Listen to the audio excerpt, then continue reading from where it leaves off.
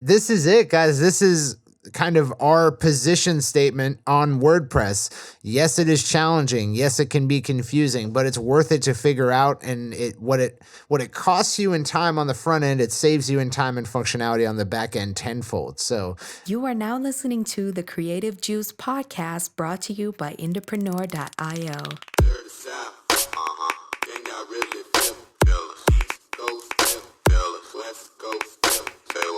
What's up, Indies? Welcome back to another exciting episode of the Creative Juice podcast. I am one of your hosts, Circa. With me, as always, is Corinne Campbell. How's it going, Corinne? Things are good, man. I'm stoked. I'm stoked to be talking about websites. I'm super excited about it. It's been a harrowing week for me in terms of workload and personal, load, I guess I'll call it. and I'm just feeling like I've gotten a lot cleared behind me, and I too am now psyched to talk about websites. Yeah, I think that's one thing. Like, dude, let's just mention for a second, right? Because this is relevant.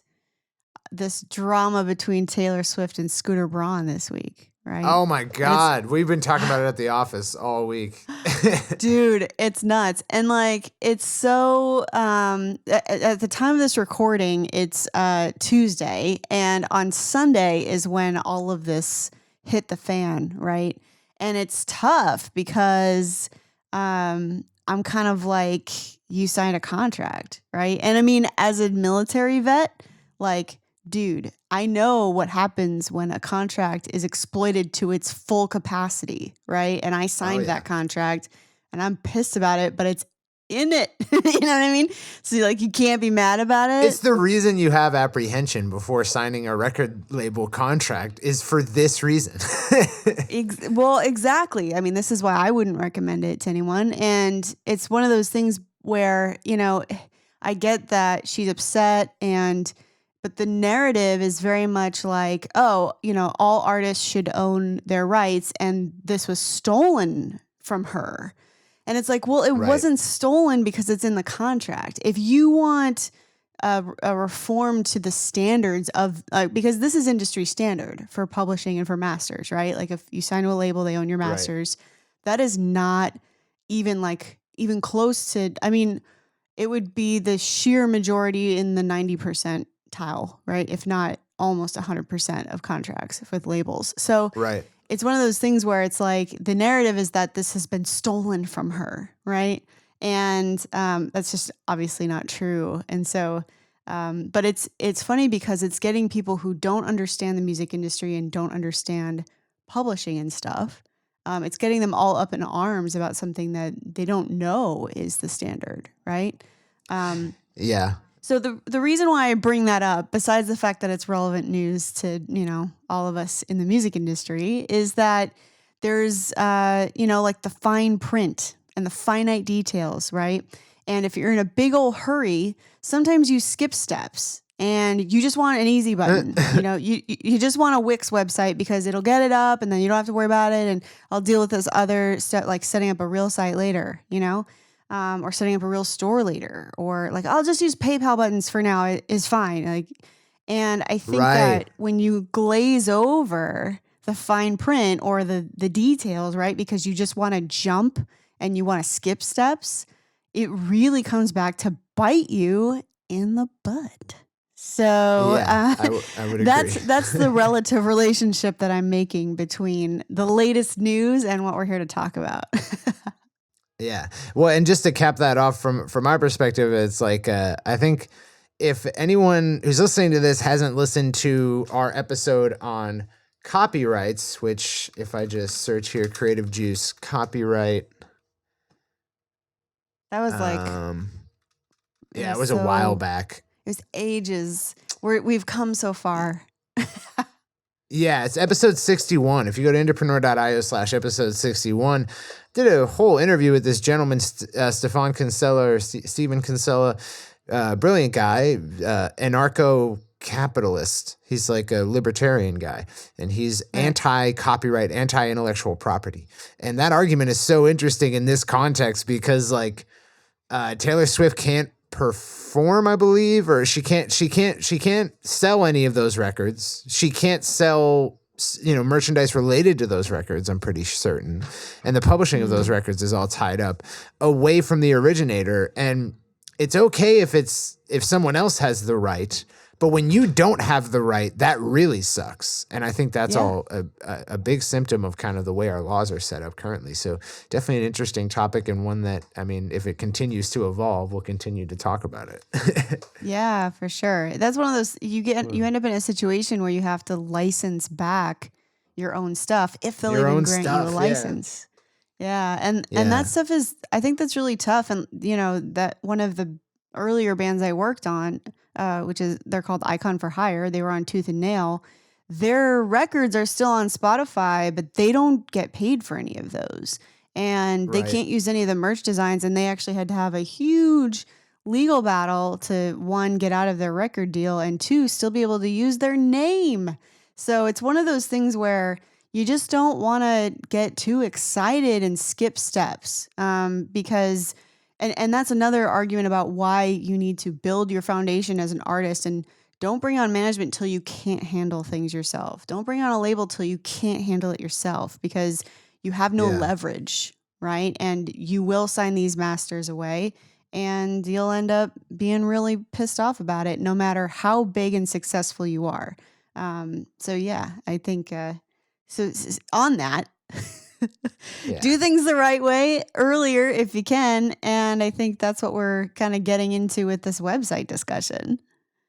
Oh yeah. So the first episode in this series, if you guys don't know, we've been segmenting out our months. So we're picking topics for each month loosely at the beginning of the year, and then trying to cover those topics extensively on the podcast and in blog content, and even release trainings around those topics if we have the availability to in those months. And so this month has been website design month. The first episode, we had all three of us in the office talking about what we think an artist website needs.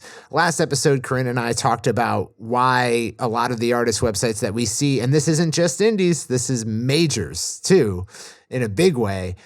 Most of them are terrible, or at least when it comes to fulfilling a business purpose, they're not very good for that. They're great as business cards, but the degree to which you need an online business card is minimal, in my opinion. So today we're going to talk about something that we probably haven't tackled enough as a company, and something that we're going to be expanding upon a lot throughout the rest of the year and next year, is building an artist website on WordPress. And in this episode, we want to go through the pros and cons therein so that you kind of know what you're getting into. But ultimately, I think for all of our artists, like the end goal, everyone we work with when it comes to website design, is probably to be on WordPress. I mean, if we achieve all the objectives we have for your career, and you're running full e-commerce, and you've got a membership site, and you've got a referral program, it's easiest if all of those things are housed in WordPress. But easiest is a bit of a misnomer, because WordPress is very difficult. Yeah, I mean, I'm still somebody who sways away from WordPress, and I think I've said it before. It's much more difficult now, but when I used to build sites, right, like payment gateways were a different thing, and you were using PayPal buttons instead and whatever. And I've said before, like, I would rather try, like, Dreamweaver was my jam, and like I would, be coding stuff because WordPress was just so intimidating to me. I was so worried about plugins conflicting, and but I think that if you're not one of those people that wants to learn code, WordPress is like so adaptable, right, to whatever purpose. And although we recommend, like, I use a Squarespace site with a Shopify store and blah, blah, blah. And I've recently shut all that off, because in the end, what I realized is that none of these tools, as much as they try to market that, oh yeah, we're a one-stop shop, we do all this stuff, like, they still don't do the things that I want them to in the way that I want them to. Which is why I'm building my new site on WordPress, and I'm biting the bullet with the rest of y'all, because, if it's not just about having tools that do things, it's about having tools that do them in the way you need to do them. Yeah. And I think one of the big sticking points with WordPress is that a lot of us have been spoiled. I mean, by the time I was old enough to maybe be designing my own websites, it was like Squarespace, Right. or there were other drag and drop builders before that were very popular. And that's kind of been the WYSIWYG, what you see is what you get modality of building websites has been ingrained into us because that's all a lot of us have ever known. But it wasn't always Right. the case that that's how they were built. It used to be that, well, you'd have an HTML file that shows everything that's supposed to be on a given web page.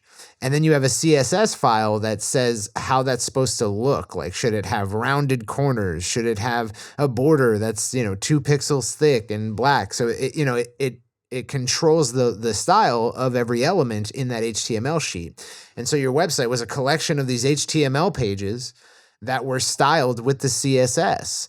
You might have CSS which means cascading style sheets for your entire website, or CSS targeted to specific pages on your website. But it was just a collection of code files that, when someone visits your website, it's saying, okay, they're visiting this URL. So we're going to retrieve this HTML file. We're going to apply this style sheet to it, and this is how it's going to look. And there's so much complexity within that.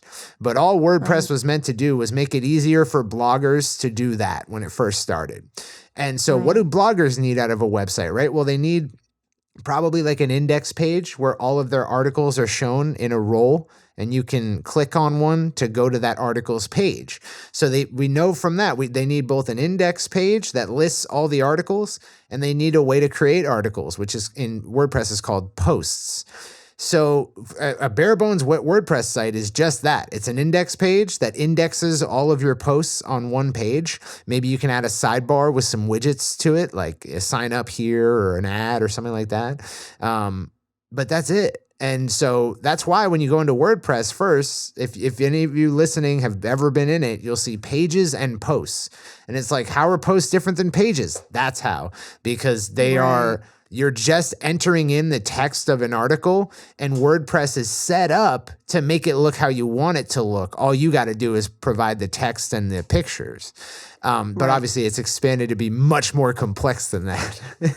Yeah, for sure. And the thing is too that started to attract me to getting over to WordPress, besides not being able to do things in exactly the way I wanted them to, I was like even in Squarespace, like the blocks sometimes are frustrating.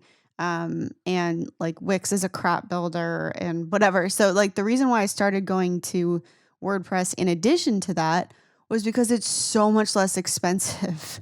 Like I bought my domain, I bought Thrive Architect to build pages, and then like WooCommerce is free, and my membership plugin, which I'm using Restrict Content Pro, is like $150 a year.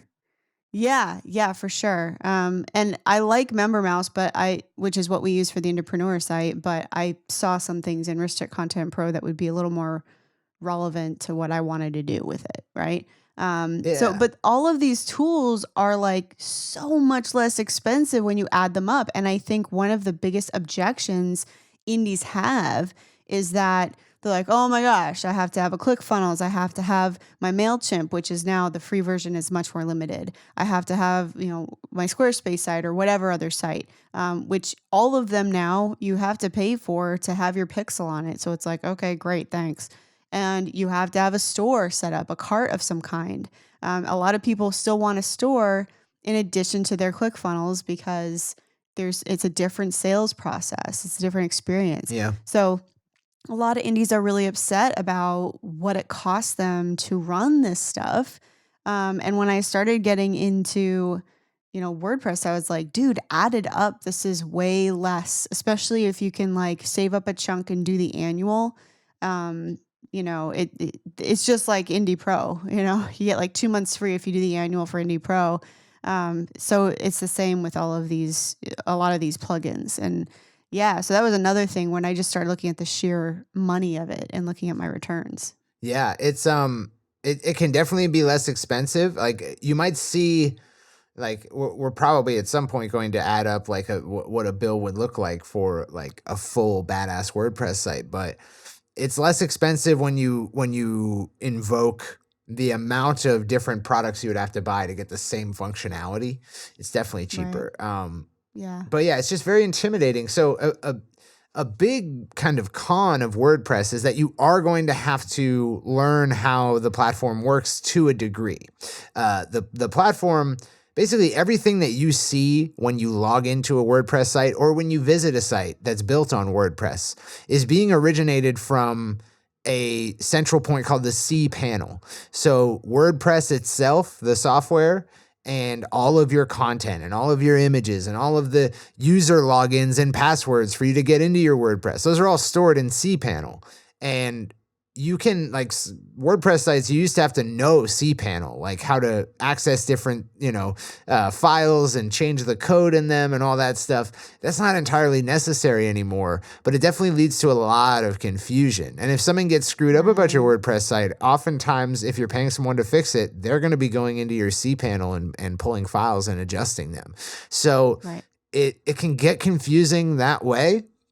But these days, you really only need to learn the WordPress interface, and you need to learn a little bit about how different things are interacting. So I think the main tough thing that I had to struggle through when building our WordPress site at Entrepreneur.io was intense CSS, was learning a lot about CSS code and how to make everything look the way I wanted it to. But ultimately, we picked a theme from Thrive Themes, put it up, put all of our content in it, and then we're like, okay, we want this to look different than it looks, so let's break out the CSS. Let's start inputting CSS into specific pages and types of pages in order to get it to look the way that we want it to. But ultimately, once you're there, once you have an understanding of the WordPress framework and all of the things in the side menu when you log into the back end of a WordPress site, if you know what all those do to a degree, then a lot of it is just adding the right plugins. Another major con that people say about WordPress is that there's all this plugin conflict. And I've found that because I used to work for a tech agency that like religiously refused to install any plugins on a client website. And I was like, guys, if a plugin has 300,000 active downloads and it's a reputable company, chances are Probably they're not going to screw up your crap. WordPress site. Yeah, exactly. Right, exactly. So there is a spectrum there, right? If you download a plugin and install it and it's got 1,000 active installations, like, yeah, probably might be sketchy. Yeah, I mean, I can definitely empathize with that. I mean, that is my lead objection to it. Have you seen the Thrive Themes folks? They put out a course on how to build your site, like build it from scratch. No. Which, that's amazing. And it's not paid. Like you just can do, if you have Thrive, you can go through it, which I think is great. There's few companies that have as good educational resources as Thrive Themes. Thrive Themes will not only teach you how to use their product, they'll teach you how to use WordPress, they'll teach you how to market. They have great articles on marketing.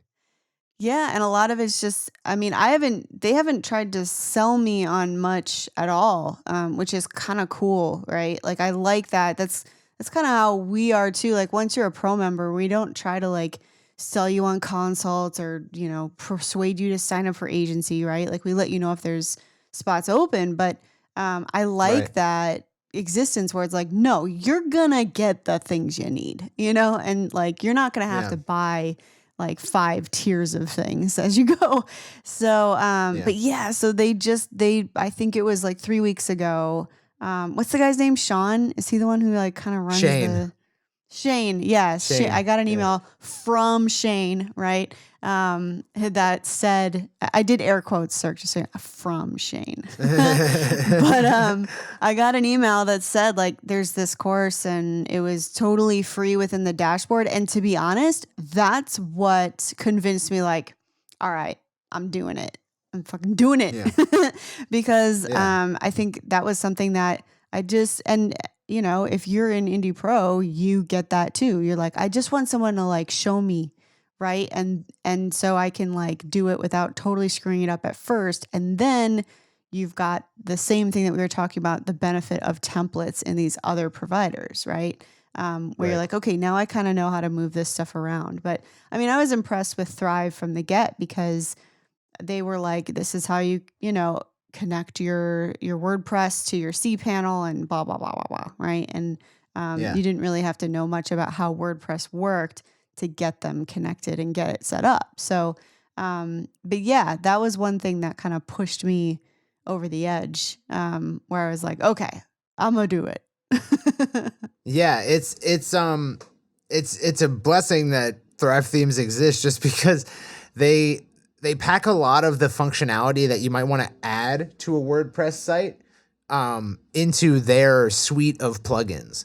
So when you Right. use Thrive themes, here's what you're getting, right? WordPress is just as I described. You can create pages, you can create posts, but if you don't know HTML or CSS, how they look is going to be largely determined by whatever theme you chose for your WordPress. So when you install WordPress, you can apply a theme to it, but that controls not only how things look, you know, your fonts, your colors. It can control the width and height of your header. It can control what your sidebars look like, and control everything. So the themes has a lot of baked in design to it. And then if you don't know CSS, you can't really modify that theme. Thrive themes, what they do is they provide a theme that is heavily customizable already. Then they put a drag and drop, what you see is what you get builder that is integrated natively with that theme. So any page that is created when you use that theme can be modified using what's called Thrive Architect. And Thrive Architect is among the best WordPress builders that I've seen. I've used Cornerstone, I've used Elementor, and I still like using Thrive Architect better. And so that gives you the Squarespace. Divi themes I've also played with. Like Divi Yeah. themes was one, and I think that one's really popular. What's the other name they go by? I think Elegant Themes or whatever. Yeah, it might and then be. I've also messed with like downloading individual ones from, I can't remember the freaking site now, but there's like just tons of themes for sale all over the internet, you know? But they're not necessarily, you know, keeping in mind the types of things that we want to do, which is like integrate lead forms easily and, you know, have them Right. connect Yeah. to your, and that's what you start getting into a mess with. The same way you do with any tech stack build is, does this talk to my things, you know? And Right. Thrive talks to, well, I mean, it talks to Zapier, which is all you need, but it also talks to a lot of email providers and does a lot of things. So yeah, I recommend it over all of the different things I've tried as well. Yeah, and so when you use that Thrive Architect, you're essentially getting the ClickFunnels builder or Squarespace builder kind of feel. I would say it trends more towards ClickFunnels, but with just way more access.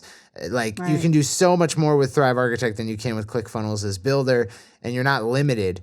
I can literally take it, like, let's say I put a text block up. So we have a white page in Thrive Architect, nothing on it yet, just a white background. And then I drag in a text block and let's say I jack up the font to like 25 and I just write something in there. And then I can actually move it off the page if I want to. Like I can have it so left on its margin that it's off of the screen.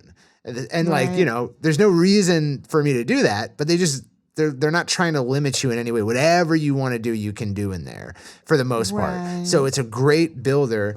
And then there's this whole army of other plugins that come in and save the day in terms of functionality, where we discussed on episode 94 of this podcast. We go to entrepreneur.io/episode 94 that we want opt-in form functionality, but furthermore, we want to be able to place that opt-in form wherever we want it, and we want to be able to make it look however we want it to look.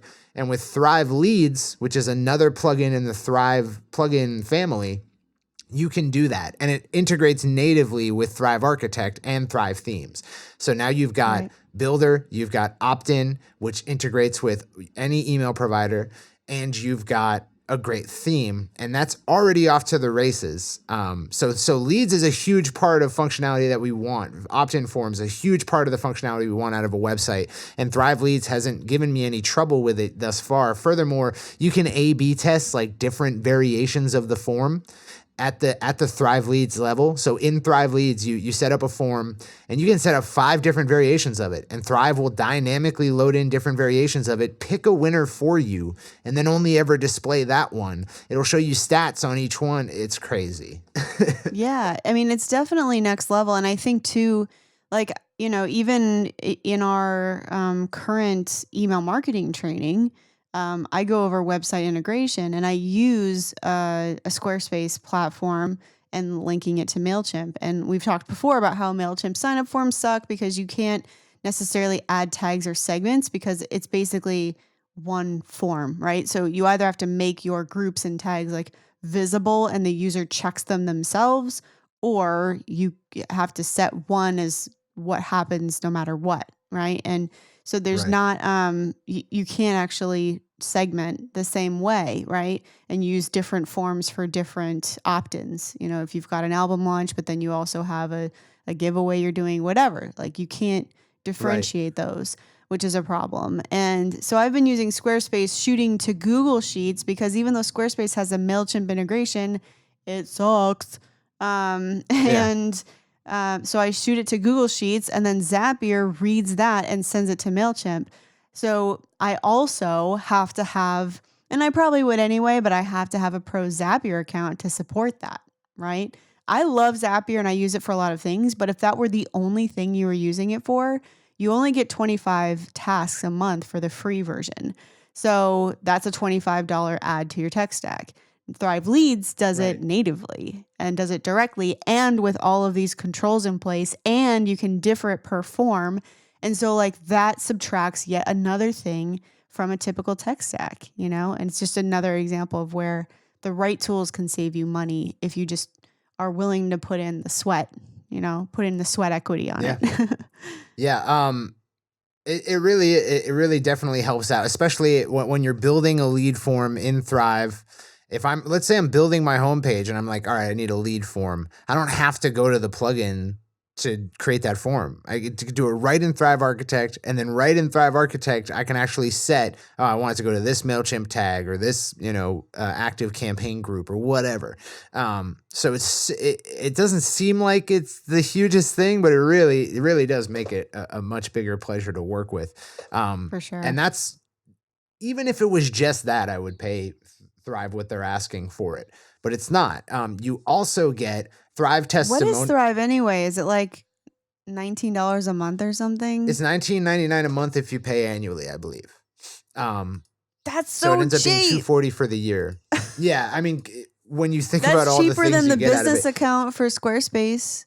Not if you pay annually, but you know what I mean. Like it's cheaper than a lot of these website providers. And that's for the whole thing. Like you could just get a Thrive theme or just get Thrive Architect, right? And it's just as good. But yeah, we have the annual package on that because it doesn't just come with themes and a builder and leads. It also comes with a Thrive Testimonials plugin, which allows you to collect testimonials from people on your pages and display them dynamically on other pages and design them any way you want to, which is huge. And then it has Thrive Ultimatum, which is a countdown timer. One of the great things about ClickFunnels is that it helps you introduce scarcity into any page, and especially, obviously order pages and sales pages. If you're making an offer, you're going to get better conversion on that offer if there is an element of scarcity or urgency to it. Countdown timers, the second you see them, there's urgency, right? I only have this amount of time left. Thrive Ultimatum allows you to set up countdown timer campaigns. So I can set up a campaign for a fixed set of dates. I can set it up evergreen so that when people trigger the campaign by either opting in on a page, visiting a certain page, anything, I can have that countdown timer appear. I can have it redirect people. I can add buttons to the countdown timer. I can make it a drop down from the top of the website or have it dynamically display on any page.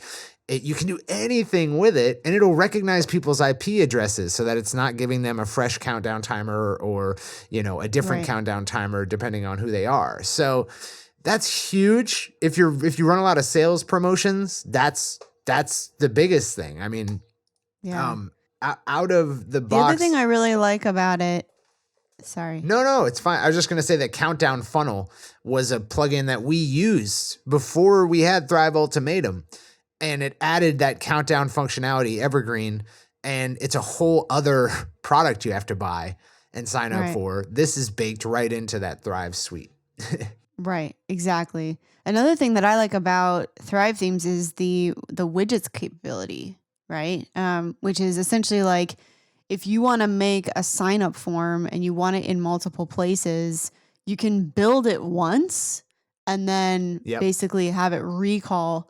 So it's almost like the root of a weed, right? You know how like the weed has like one root and then it like spreads out and then comes up out of the ground, and it's all of these weeds. You know what I mean? Yeah. So it's kind of like that. Or let's say flowers, because that's nicer, right?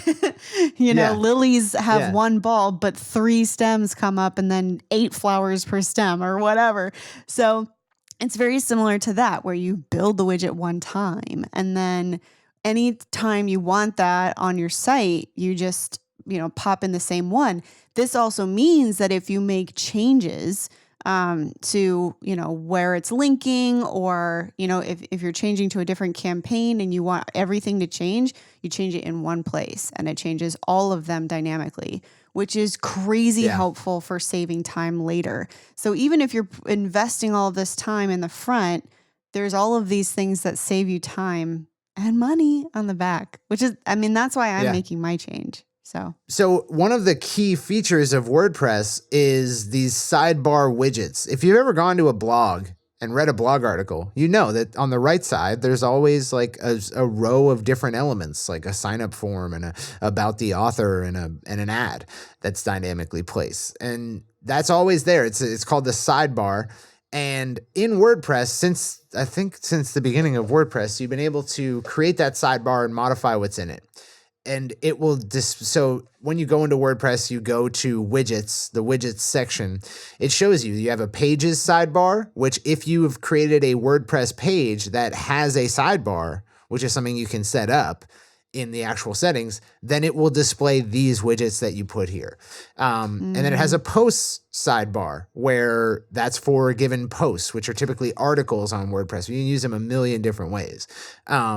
And then it has, it's dynamic sidebars for the footer of every page. So there's all these different places you can put widgets, but you can't really customize like, okay, I want to create a widget that only shows on my blog articles and not my podcast episodes, right? Like that's an example we might have. Well, you can do that with Thrive's Clever Widgets. With Clever Widgets, every time you create a widget in that WordPress widgets space, you can then target it at certain pages by URL, by category, by specific pages, by whether or not they're logged into something. There's all this different targeting you can do for your widgets, which unlocks a whole other world of potential that we're not utilizing fully, but it's there and it's part of the Thrive plugin family. Right. And we talked about this a couple episodes ago and last episode, where we were saying like if someone gets to your homepage, like above the fold should be like and when I do it, I almost think about it in the acceleration of the buddy system. So first there's some kind of permission offer. And if they keep scrolling, there's some kind of sale offer affirmation, right? And if I scroll more, then maybe like my membership, or if you have a Patreon, something that's an ascension quality, right? And that's if you have this like one page that's scrolling down. Now, in all of the builders that I've worked with, that these easy button ones, right? You can't have this dynamic sidebar. So imagine if somebody comes to your site and they're familiar with you already, right? And they're kind of perusing around your site. And instead of having like banner ads on your site, there's an ad for a sales offer no matter where they go. And you can like dynamically have that update because like through if your data is all set up and whatever, that they're not a member of your membership plugin, right? Or whatever. Like there are things that you can do where you're showing them banner ads for the actions that they would want to take, right? So I think I've never seen a true sidebar, especially not a dynamically populating sidebar, on a Squarespace site or on a Wix site or on your Shopify site or any of that, and that's stuff that's super powerful that would be very complicated for you to code yourself or for you to figure out yourself, but it's just in this plugin and you set the settings and you're done, and that's the kind of stuff that you can really, again, like if you're willing to read the fine print, get into the weeds at the beginning it can really give you a strong foundation for what your website ends up being. And then when you're spending all this money and you're like, oh my gosh, my tech stack is costing me money, there's all these opportunities for you to recoup it very, very quickly versus if you have a site that's not doing all that work for you. Yeah. Yeah, it's nuts. I'll quickly round out because we didn't want to make this a whole Thrive episode, but I'll quickly round out the rest of what they got. This is not sponsored by Thrive. Right. Yeah. Thrive. We should say that. We would love to offer a discounted version of your product to our indies. I know you have Thrive. an affiliate program. We're looking for the inverse of that. So if you hear this, hit us up. Yeah, exactly.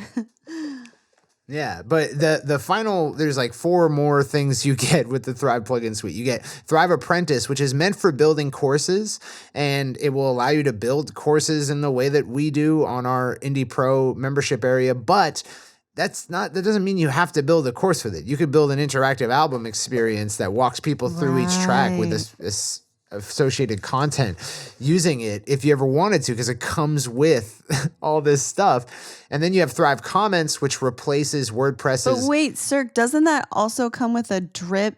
Doesn't that also come with a drip feature? So like you could truly use it as an album launch because they would not get access until the next day, until a day after they got the other thing, you know? So like think about not having to set up dynamic pages. Yeah, exactly. So like you're tracking everybody's activity and what days they were present on, right? That's crazy. Because I know that so many of us set up different, like you'll set up an email and you have to set up a different page and you want to make sure people can't guess like day 3, day 4, right? And this would kind of house it all in one place and you can see people's completion rate. Oh man, my brain is just like, it's overwhelmed right now. There's so much. If you wanted to get nerdy about it, you could literally send different notifications and emails depending on consumption of your launch, right? Oh, it's so crazy. Yeah, which Frank Kern, legendary internet marketer, he coined the phrase behavioral dynamic retargeting. That's what it would be. Yeah. Right, exactly. So you get Thrive Apprentice free with the plugin suite. You also get Quiz Builder, which it's huge.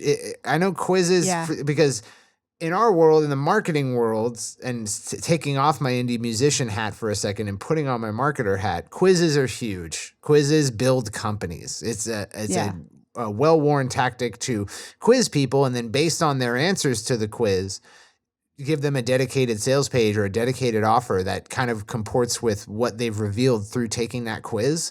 So you could think of it like a survey that really just points them to the right product, but you can use it as a survey mechanism over SurveyMonkey, which is another cost, or Typeform, which is another cost, which we love Typeform. We have Typeform, but it is costly. And then you can not only that, you can set it up so that it delivers people to a different page based on what they answer in this series of questions. So if you strip it down to just a series of questions that has math in it that allows you to point people to different pages, there's so many uses for that. You could quiz or survey your fan base and then point them to a relevant offer. Maybe you're just trying to collect segmentation information to talk to them better via email, but you might as well deliver them to an exclusive offer based on their answers on the back end. So that's in there as well.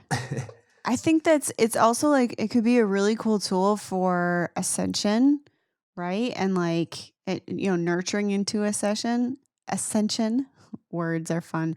But I think, you could ask of your fans, like, things that they know about you, right? And what that, it challenges them, right? Like, how many of these can you get right? And then like everybody who gets 100% on this quiz will get, maybe they get a postcard, or you pick a winner for a merch item or something, right? Like you could do something fun with it. But it also, in the process, familiarizes these people with more about you and makes them feel like they know you better, And I think that's a really cool idea. Yeah, I would have to agree. It's my idea. Now it's cool. I'm just saying, like, there are cool things that you can do with quizzes that are not like, I think that sometimes people have a hard time drawing the line between marketer tools and musician tools and like how they translate over. But they Right. really, really do. And I think that you have to be creative with it, but there are certainly ways that you can just do fun things that interact with your fans better. And like that would be an example of one for quizzes. Yeah. And then because it was built for bloggers, every WordPress site has a comments functionality that underneath posts, there's automatically like a comment section. You can replace that with a commonly used replacement for it, which is I think Discord is Mm-hmm. is the biggest one. But Thrive plugin suite comes with its own Thrive Comments, which has a lot more marketer functionality in it, and it allows you to keep close tabs. So if you frequently invoke discussions with your content, you can house it on a WordPress post that is organized in a page, which is an index of all the posts of that category, and then you send people to it in your email newsletter, and they can comment directly there on the post using Thrive Comments. And there's a lot you can do with that, so I won't get into it. The final two things are Thrive Optimize and Headline Optimizer. Basically, you can, if you're doing a article or a piece of content post where you've got a headline at the top, you can actually A, B, or C, or D, or E, F, G test that headline with Headline Optimizer, and Thrive will automatically pick the winner for you based on whatever criteria you wanted it to test. And then Thrive Optimize is the same thing, but for entire pages. So maybe you're maybe you're doing an album launch and you have an opt-in page and then a completely different design for that opt-in page. Well, Thrive Optimize allows you to A/B test them, and based on how many Thrive leads you got, pick a winner after a certain amount of time and just run that one. All on the same that's URL bananas. too. Yeah. That's the crazy thing, is that you're not having to because if you wanted to set this up, you can do this without all of these tools, right? Like you could set up custom conversions in your pixel activity and track them that way. But like doing it within the same URL is like not a thing. Like you would have to set up all of these different pages. And I think Yeah. ClickFunnels allows you to A to B, but that's pretty much, it's just two, right? Like you can't change like tiny little things and make like 10 different variants, can you? I think you can make up to a certain amount of variance, and you Okay. can have it auto. I don't think you can have it auto pick winners. I'm not entirely Okay. certain about that.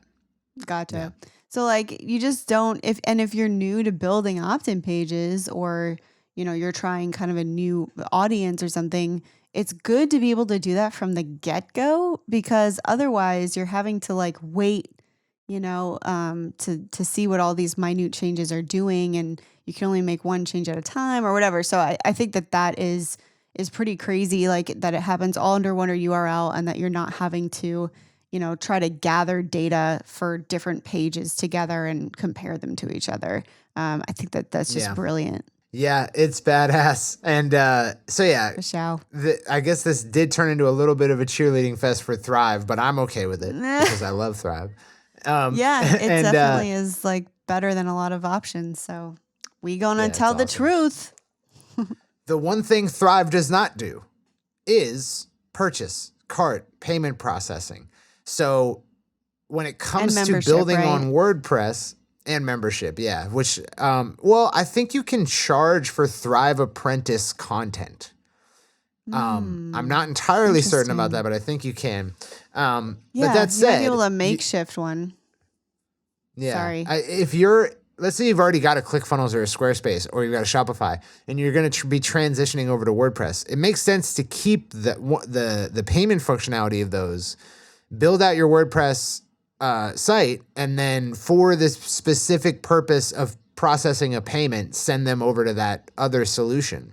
But there are plugins that will do this. Paid Restrict Content Pro, right? That's one of them. That does memberships, but I think it's robust enough to handle direct fulfillment of products as well, right? Yeah, it does. You can link, essentially, like link product. So if you wanted to sell a membership that also came with a physical thing, you can do that. Right. And set it up to integrate with whatever. It doesn't have a direct cart, but it integrates pretty well with WooCommerce from what I've read, not from what I've experienced, Right. because I still have to figure that out. But you can definitely, um, you can't use it as a direct cart though if you want to have like a store. Right. Well, the one problem with, so when you get into WordPress, if you did everything, right, you installed Thrive Suite and you're already ready to go, and then you want to add a cart to your page, the first thing that you're probably going to encounter is WooCommerce. I will advise that the main difficulty with WooCommerce is getting it to look and behave how you want it to look and behave. So the first challenge you're going to have is getting your checkout page to be conversion optimized, basically make it frictionless so that people can check right through. They don't have to scroll. There's not much of, distracting elements. Getting WooCommerce to do that requires a knowledge of CSS and maybe even a little bit of HTML as well. Because WooCommerce dynamically loads its checkout forms from a stored file in your cPanel. So you have to be able to modify that file, and it doesn't give you a very intuitive way to do so unless you buy add-ons to actually load it the way you want it to look. So there's a lot of challenges there. When you purchase WooCommerce, if you want it to actually be able to look and feel how you want it to, you're going to be purchasing add-ons. It's still going to be a little bit frustrating even with the add-ons. And then if you want the all-important upsell functionality, you're also going to be purchasing add-ons and order bumps, cart bumps. So WooCommerce can be very difficult depending on what you're pairing it with. But it's probably the first option for cart because the actual base software, WooCommerce, is free. Gotcha. Well, but good. I should learn about that then. So what do you recommend for carts, sir? I really love how MemberMouse has worked out for us, just because MemberMouse, obviously this is for memberships, right? It's $20 a month, and it's for processing memberships, but we could offer products through it. But a Shopify integration into your WordPress or ClickFunnels itself. ClickFunnels has a WordPress integration where I can make it look like you're still on my WordPress, but you actually were sent over to a ClickFunnels page. And if I didn't have a cart, which we do with MemberMouse for our needs, I would probably use ClickFunnels just because I can get a $20 account, host a couple of checkout pages or checkout funnels, and be on my way. That's probably the easiest solution. I'm so glad we don't, though. Yeah. I don't. ClickFunnels data export and like getting your LTV communicated over from ClickFunnels and matching profiles on PayPal purchases is like a nightmare with ClickFunnels. So I think I get what you're saying, but part of me is also like, because I've done exporting of customer and purchase data from ClickFunnels, and it's been a little cray. Even for me, and I dive into that kind of stuff all the time. So, I'm really glad that MemberMouse has its own stuff. And a lot of these different plugins will have, even if they don't, again, connect to something directly, they'll connect to Zapier. So you can have it email you. Like our current setup, when somebody purchases a membership, it fires off a notification to Zapier. Zapier parses out information from essentially an email, because that's what it's doing, and then spits that into MailChimp. So, and a lot of these plugins will do that, which is great. But there's a lot of different options out there for membership. And I know MemberPress is like one of the most popular, but for me, it was a little bit cumbersome. They basically, just like anything else that we say, is like, if it's too easy to set up, like you're probably missing some opportunities to control things and do the way you want, and that's what I found with MemberPress, is that it was just, I couldn't make it do the things the way I wanted it to. Yeah, it's definitely a little bit of a headache. I would say outside of those options we talked about WooCommerce, we talked about using your Shopify or ClickFunnels on your WordPress site, which is very possible and in a lot of cases is going to be a good idea. And then there's a big gap between those solutions and the next solution up. So the two big bad daddy solutions right now on the block are Thrivecart and Samcart. Both of them are rather expensive, but they don't really leave anything up to chance. The one thing that sucks about them is that when people go to check out, they're going to be going to a different URL. I believe that's still the case with Thrivecart and Samcart. No way. That's it crazy. Sends them to a hosted URL. Now, Thrivecart, everyone's been talking about Thrivecart, but I haven't yet been in any user communities where I would hear all the things wrong with it. So I don't really know what's wrong with it. It looks too good to be true, but sometimes things are just that good. But if you go to their, if you go to they Get allow for Thrivecart, pixel integration though, right? If they're sending they you to a do. separate- I'm looking at a page that says, here are just a handful of Thrivecart's powerful features. One-click order bump offer, which is we've talked about we want. One-click upsells. Embeddable cart. Oh, you can embed it. So I guess you can. You're good. Embeddable cart. Okay. So it is on your own domain. Funnel builder. So you can build out upsell and downsell funnels. A/B testing, webhooks, auto follow-up, product upgrades, autoresponder integrations, coupons, stats, discounted URLs, two-factor authentication, two-step carts, membership integration, Zapier, physical products, link tracking. There's just so much. There's a modal cart, which is a pop-up cart. There's retargeting, dynamic retargeting, subscription management, secure URL. There's just so much. There's also dunning support, which if you have members, if you're hosting a member area for your content, this will auto retry their credit card and ensure that their credit card is updated if they change it. So it's pretty nuts, right? And it's been the big hit on the block. It's going to be a one-time charge of $620, I believe. Let me double check that. So they're right now they're selling the one-time $690. charge thing, but that's a lot. Well, yeah, like I get sketched out. I like paying monthly for things because it means there's constant, continuous delivery on those things. There's constant updates. Yeah, I'm always I get sketched updates. out. Yeah, I get sketched out with lifetime access just because things move so fast these days. But it was like $590 for the lifetime access. It's going up, and eventually they're acting like they're giving you lifetime access right before they make it monthly, but it's been that way for almost a year and a half now. So who knows how true that is. I think they'll just keep raising that lifetime access cost. And it is like Thrivecart and Samcart are these solutions if you want a fully in-house, can do everything you want it to do, badass cart that you don't have to kind of jerry rig. Right. Which, I'm for that, but it's expensive. I mean, I'm sure that they have a 30-day money back or something. I'd be shocked if they didn't. Cold comfort. That's I'd be like, I would, because I don't think I've tested anything for 30 days. I always am, because the deeper you get into a tool, you can't learn unless you're Cirque.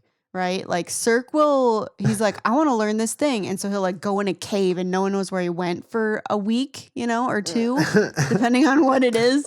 And then he'll emerge and he's like, I know all the things, not exactly, but like he'll know so much and he'll learn so much in that period of time that you're just like, how did you absorb that? But I don't do it that way. Like I learn things as I need these features added, right? Or if I don't need a feature added and I'm not working on adding a feature, I'll just start looking at one to see if it's, if it's tight or not. So for me, like I wouldn't even be able to explore the whole thing within 30 or 60 days to ensure that it does the things I want it to deeper down in there, So I would see how some people would have some reservations about it, but it sounds like, if you make that investment and you trust that that's a lot of people say it's really amazing. You're kind of, it's the same thing we talk about where you're saving yourself money by going annual or by, doing this larger purchase, because, you're kind of subsidizing what things would cost you on a monthly basis if you're using 5 different tools. Right. So, Yep. But yeah, I'd love to hear what indies think about, if anybody's using Samcart or Thrivecart, I'd love to hear from you, like in our group, or send us an email, because I just want to know for me, which is totally selfish. But I'm like, tell me if it's lit or not. Yeah, I'm interested too. I hope that one day we have a need for it so we can really test it out. But yeah, there are options lower than that, but it is a big jump. If you want the everything included out the box, you're going to be paying, closer to $1,000 than you will be to $20 a month.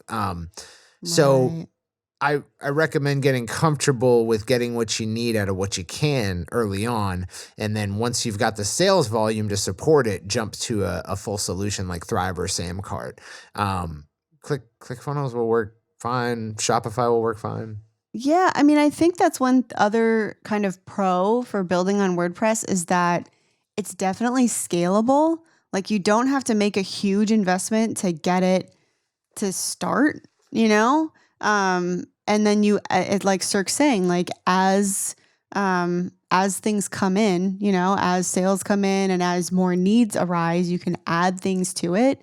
And really, like, if you're trying to do that on Squarespace or trying to do that on one of these other providers, they really only offer like 4 levels of plan, and none of them are like that Ninja. You know what I mean? So, it's not modular. It's not like a platform you can build on. Exactly. Whereas this is like, instead of adding something to your tech stack, you're adding a plugin. And those tend to, when you're buying plugins within WordPress, there are obviously crazy plugins that are really, really expensive, but there's a lot of things that'll do what you need done that are, free or low cost. And you don't have to upgrade until you need it. And I think that it's kind of priced in a way that makes sense, where it's like, oh, well, you're just plugging in this one little thing into something else that you've already built, versus like signing up for Typeform. That's the only money they're ever going to make from you. And, they're like, yep, it's $30 a month to start, period. And like, that's not, plugins don't seem to be priced that way unless they are something like Samcart, Thrivecart, where it's just like a super robust tool. Yeah. So we've gone over kind of a lot of the pros and cons and what you're going to encounter building a WordPress site. So if this is something you want to do, first thing you're going to need is a host.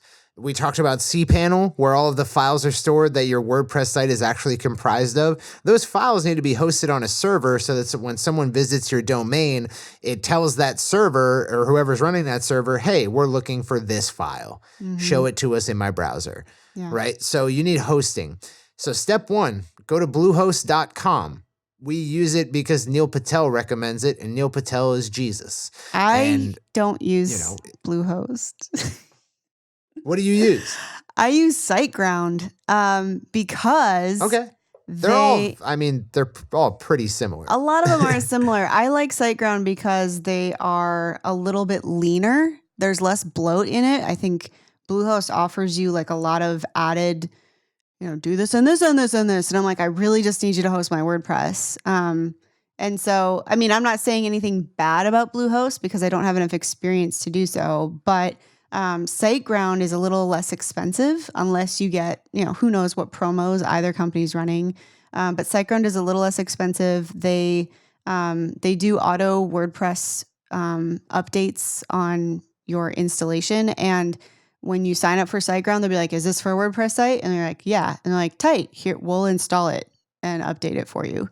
So that's kind of Bluehost is a one-click install too. Yeah. I mean, most hosts you're going to encounter, if they don't offer a one-click WordPress install, which is actually installing the WordPress software and creating your cPanel, then don't go with them. Yeah, it I should agree. be one click. Because that's a pain in the butt. But also SiteGround, like I couldn't figure something out about a subdomain because I wasn't setting up a straight domain. I was setting up a subdomain. And I hit up their support. It was probably like 11:30 p.m. Central, and like it was like almost the middle of the night. And they got like, it was instant right back to me, and they fixed it right away. So just props to their support team. I liked them a lot. Oh yeah. Well, pick a host, go and sign up for WordPress hosting with one-click WordPress install. install WordPress, and then you'll immediately probably be able to log into your WordPress backend via your host. So your host will have some functionality to allow you to log into WordPress. But in the future, once your WordPress is all set up, you're going to go to your domain. Like, for instance, what's the one I'm on right now? Let's say PayPal was hosted on WordPress. I would go to paypal.com/WP-admin, and then I'd have a login as an administrator, and you can use your credentials to log in there. That's where you manage your WordPress. That's your WordPress backend.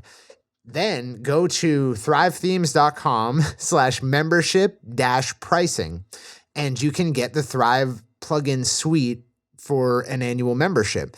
You download their Thrive plugin manager and you install it into WordPress, and it will install all the other plugins automatically as you want them. And then you can set your theme to be a Thrive theme.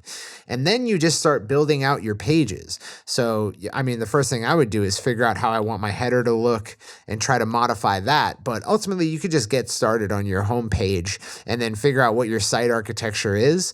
In a lot of our trainings, we recommend this process, which is the reason we recommend it is because it's absolutely necessary, even though it doesn't seem like it is, which is to build a wireframe of your website, of your page that you want to build before you go to build the page in Thrive Architect, because oh my gosh, yeah. It's a lot easier.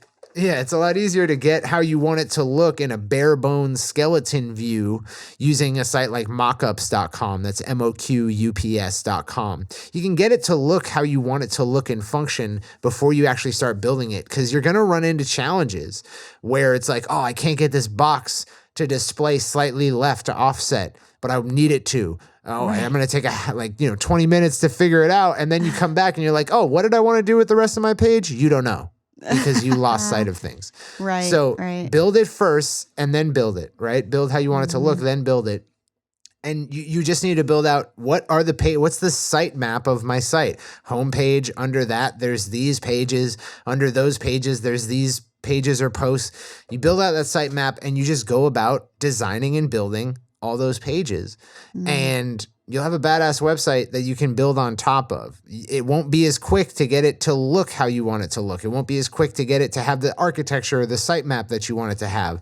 But once it is there, it will be a lot easier to build on top of than any of these other solutions that indies typically use. Yeah, and that's something that no matter what I'm using to build a site that I'm working on, especially if a client or, if you're doing it for you, if there's a site that you're like, oh, this site's really cool and I'd love to build something like that, like I just take a notepad. I'm a total nerd, and I have like big and small yellow notepads that have notes on them for days. And I will just draw it, because it's difficult for me if I'm looking at the actual website.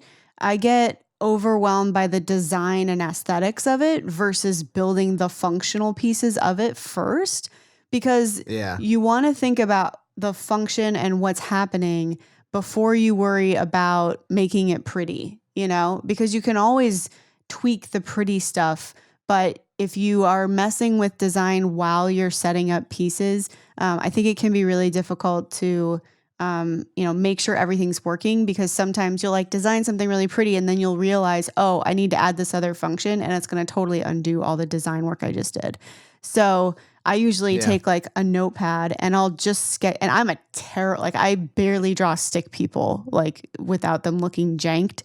So but I'll draw blocks, right? And be like, this is an opt-in form, or you can use a whiteboard, Cirque style to do it. But that's something that I always do when I'm building pages, no matter what I'm using to build it, because then I'm worried about the function first and then the design second. And then I'll go and reference the, whatever inspo I've pulled together for how a site should look. And I would recommend that for anybody building a site. Yeah. 100%. It's a lot easier to trace than it is to draw. So set yourself up to be tracing.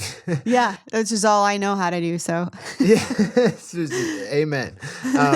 With that said, this is it, guys. This is kind of our position statement on WordPress. Yes, it is challenging. Yes, it can be confusing, but it's worth it to figure out. And what it costs you in time on the front end, it saves you in time and functionality on the back end tenfold. So I think you guys have your marching orders outlined here if you want to start getting into that world and building a WordPress site.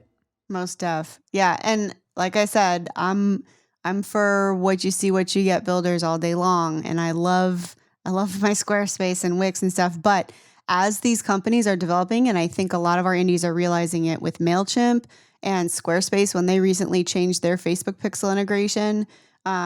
Like one thing that the founders and I discovered is that the Facebook pixel integration on Squarespace actually broke other things that we used to use in Squarespace because they're doing this overarching code. And as these businesses scale and like make more features a buy-in thing, and you have to upgrade to get things that are basic digital marketing needs, I think you're going to wish that you hadn't stayed in that boat and that you would have gotten something where you have more control and you're not being upsold, because I think these marketing tech companies are realizing, hey, I'm going to offer all of these services so that we can scale horizontally, and it's going to end up costing their users the control and the dynamic needs that you really need to have a like functioning website and online brand. So yeah, I'd recommend being like me and being like, and like just bear down and build it in WordPress. Yeah. And for those of you guys who do, I promise you that we're going to have more training and live sessions available on that topic in the near future. It's not our immediate slating. Our immediate slating is updates on existing trainings and our Spotify training. But once that's done, we're definitely going to be publishing. Yeah. Remember? And that's yours in a silo, right? So that you might be able to pump that out. Yeah. That's awesome. I'm going to be doing very soon a green light warmth. And if you're a pro member, you've already seen like the 1 hour breakdown of this in the ground report section. But yeah, we're going to have a green light warmth boosting. If you've been like hanging around and listening to us and you've been like, dude, Facebook ads are too much. And I don't want to dive into this fan finder thing or whatever. We're going to have this green light warmth boosting, which is going to be perfect for you. Or if you're somebody who's run ads, but you're trying to just get more of your existing fan base engaged, but at a lower budget, $1 a day ads aren't great for finding new fans, but retaining the fans that you have at a low budget is very possible. So I'm super stoked. 100%. Obviously we'll keep you posted on when that's coming, but I'm all buzzy about it. I'm really excited. Yeah. I'm excited about it too, because it's one of our first trainings that deals, I mean, at least this exclusively with the education stage in terms of what you can do with it. It helps nurture as well, but it's kind of in both those. So I'm excited about it. And after those trainings come out, we will have some website stuff for you guys. And as always, we are perpetually working on a Thrive Themes indie deal, so we'll let you know. Hopefully this episode was enough of a unintentional advertisement for them to consider it. Yeah, definitely. Yeah. And I'm hoping that is available soon. And with that said, we will see the rest of you indies next week on Creative Juice. Peace out, guys.